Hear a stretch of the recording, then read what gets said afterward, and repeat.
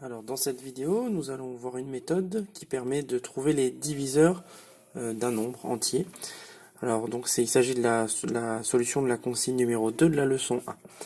Alors dans cet exemple particulier, donc on nous demande ici de trouver les diviseurs du nombre 105.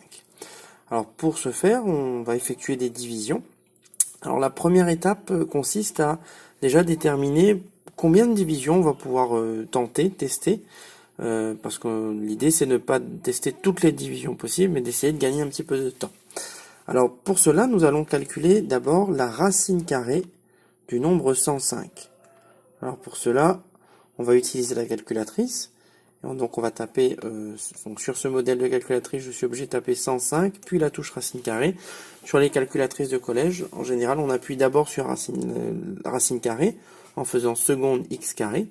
Et ensuite, on tape le nombre 105, on appuie sur égal, et parfois il a nécessité d'appuyer sur la touche permettant d'avoir l'écriture à virgule, donc soit les deux petits triangles sur les modèles de TI, soit la touche SD sur les modèles Casio éventuellement. Donc ici, on constate que l'on obtient comme valeur approchée de la racine carrée le nombre 10. Donc la racine carrée de 105 fait environ 10. Donc ça veut dire que, donc si je peux l'écrire là-bas, donc ici on obtient environ 10. Ça veut dire que au niveau des divisions, quand je vais tester de diviser 105 par des nombres, c'est pas la peine d'aller diviser au-delà du nombre 10, parce qu'on aura déjà eu tous les diviseurs du nombre 105. Alors donc on va commencer nos divisions. Donc on va commencer par 105 divisé par 1. Donc évidemment ça fonctionne. Donc 105 divisé par 1, ça fait 105. On obtient un nombre entier. Ça veut dire que le nombre 105 est divisible par 1. Et donc on a comme décomposition du nombre 105 égale 1 fois 105. Je vais essayer de diviser par 2. Donc 105 divisé par 2. Ça fait 52,5. Ici, on obtient un nombre à virgule. Ça veut dire que le nombre 105 n'est pas divisible par 2. Puisque pour être divisible, il faut absolument obtenir le résultat de division entier. Donc je vais continuer, je vais diviser par 3. Donc je vous rappelle qu'ici, on va essayer de diviser jusqu'à 10. Puisque au niveau de la racine carrée de 105, on avait trouvé 10. Alors donc je divise par 3 ici. Alors quand je divise par 3, je constate que on obtient un nombre entier. Ça veut dire que le nombre 105 est divisible par 3. C'est 3 fois 35, puisque j'ai obtenu 35 comme résultat.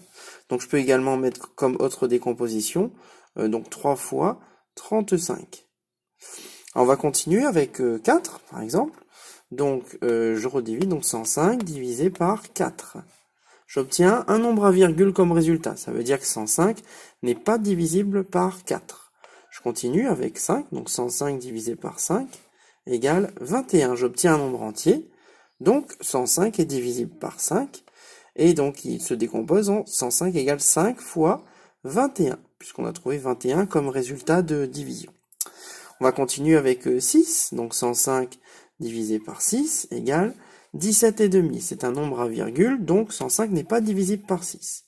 Je continue avec 7, 105 divisé par 7 égale 15. C'est un nombre entier. Donc je peux écrire que 105, c'est divisible par 7, c'est 7 fois 15. Ensuite, je dois tester 8. Je vous rappelle qu'on va jusqu'à 10. Donc 105 divisé par 8 égale un nombre à virgule. Donc ce n'est pas divisible par 8. J'essaye 9. 105 divisé par 9. Ça fait environ 11, quelque chose, donc nombre à virgule. Donc pas divisible par 9. Et enfin, il me reste 10 à tester. 105 divisé par 10 égale 10,5. C'est un nombre à virgule. Donc, alors si on continue, on pourrait continuer. Alors si on continue, on va remarquer qu'on va retrouver les mêmes décompositions, c'est-à-dire plus ou moins les mêmes résultats de division, mais à l'envers. On va retrouver la prochaine qui va fonctionner, c'est quand on va diviser par 15. On va obtenir 15 fois 7. Ensuite, la suivante, qui va fonctionner, ça sera divisé par 21. On va retrouver 21 fois 5, etc. Donc, on va retrouver les mêmes décompositions, mais à l'envers.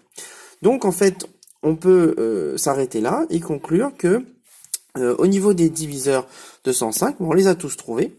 Alors, c'est-à-dire qu'il y a 1. Donc, en diviseur, nous avons 1.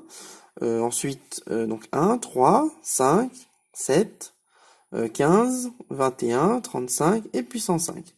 Donc nous avons bien obtenu tous les diviseurs de 105 qui sont au nombre de 8 finalement.